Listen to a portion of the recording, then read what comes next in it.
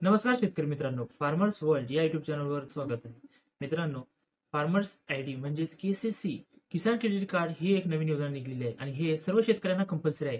परंतु मित्रांनो, यामध्ये एकदा जर रजिस्ट्रेशन झाले तर पुन्हा हा बदल केला जात नाही. यामध्ये कोणताच करेक्शन होत नाही. पुन्हा त्याकरता तुम्ही फर्स्ट टाइम जर का रजिस्ट्रेशन करत असेल तर जाणीवपूर्वक रजिस्ट्रेशन करा, जेणेकरून पुढे काही चुका झाल्या तर टेन्शन नाही व्हायला.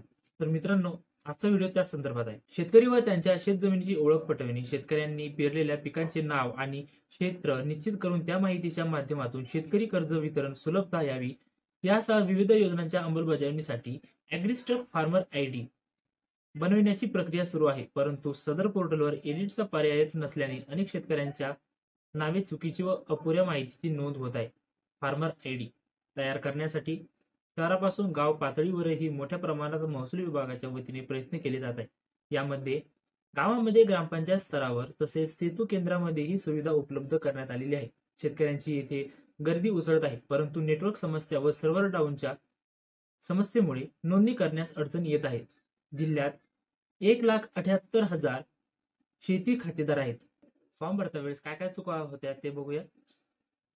शेतकऱ्यांची विविध ठिकाणी शेतजमीन असल्यास तो केवळ रहिवासी गावातील शेतीची नोंदणी करीत आहे. महिला शेतकऱ्यांच्या बाबतीत सर्वाधिक चुका होत आहेत. महिलांच्या नावे आई वडिलांच्या शेतात वाटा असतो, शिवाय मामाच्या शेतीच्या सातबारावरही नाव असते. त्यांना तेथील सर्वे नंबर नोंदविण्यास लक्षात राहत नाही. सदर चुका दुरुस्त करण्यासाठी एडिटचा पर्याय असणे आवश्यक आहे, परंतु ही सोय पोर्टलवर सध्या तरी उपलब्ध नाहीये.